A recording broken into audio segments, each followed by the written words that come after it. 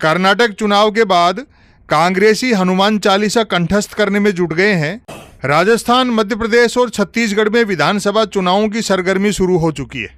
नेता जान चुके हैं कि चुनाव में खतरे की घंटी से निपटना है तो मंदिर मंदिर घंटी बजाओ।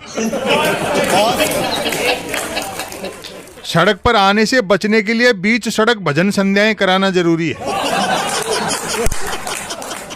स्कूल की बात करने पर चुनाव परिणाम प्रतिकूल ही आएंगे। राजस्थान, मध्य प्रदेश और छत्तीसगढ़ में विधानसभा चुनावों की सरगर्मी शुरू हो चुकी है। गर्मी दो प्रकार की होती है, गर्मी और सरगर्मी। गर्मी का संबंध प्रकृति से होता है और सरगर्मी का चुनाव से। गर्मी हो या सरगर्मी, दोनों में पसीना बहुत आता है। हालांकि गर्मी की वजह से आया पसीना छांव और हवा से सूख जाता है, जबकि सरगर्मी से आया पसीना एयर कंडीशनड में भी नहीं सूखता। तमाम राजनीतिक दल धर्म और देवी देवताओं की शरण में हैं।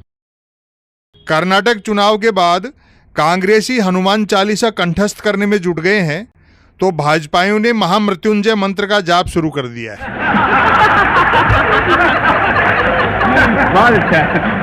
पूर्व विधायक जीतने की आस में सुंदरकांड करा रहे हैं तो वर्तमान विधायकों ने रामायण के अखंड पाठ शुरू करा दिए हैं कि कहीं पूर्व न हो जाएं।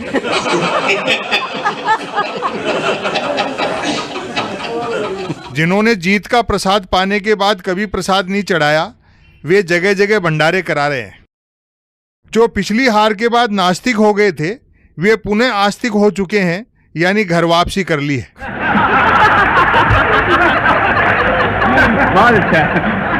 उम्मीदवारों में देवी देवताओं के हथियारों की छीना झपटी के लिए मारकाट मची है।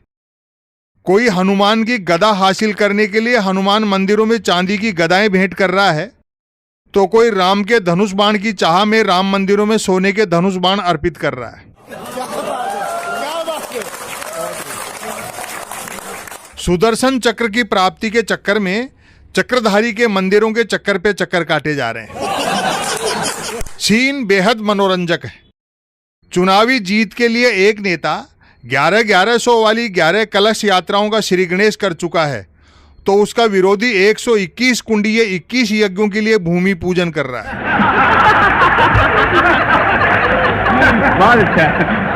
नेताओं ने मतदाताओं की कमजोर नस पहचान ली है कि पाषाण प्रतिमाओं के हाथ जोड़ने के बाद वोटर लिस्ट वाली प्रतिमाओं के आगे हाथ जोड़ने की जरूरत नहीं पड़ती।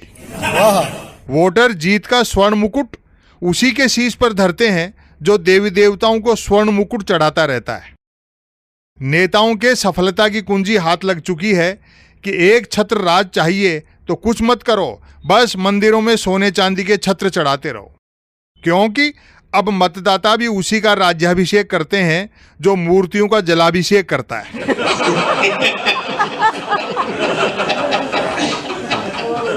कुर्सी तक पहुंचने का शॉर्टकट रास्ता है कि परिक्रमा मतदाताओं के घरों की नहीं, धर्मस्थलों की करो। धर्म की मारकता का अंदाज इससे लगाया जा सकता है कि जो नेता सस्ते इलाज और अच्छे अस्पताल की बात का वचन देता है, उसकी जमानत भी नहीं बचती, और जो केवल धनवंतरी की तस्वीरों पर माल्यार्पण करता रहता है, वह न सिर्फ भारी मतों से विजयी होता है बल्कि स्वास्थ्य मंत्री भी बन सकता है। धर्म और राजनीति की जुगलबंदी की क्या ही कहने। जो उम्मीदवार स्वच्छ पेयजल आपूर्ति के संकल्प के साथ वोट मांगता है, उसे वोटर पानी पिला देता है, और जो नेता उथली नदियों के तटों पर दीप आरती के शो करा देता है, वह विरोधियों को पानी पिला देता है।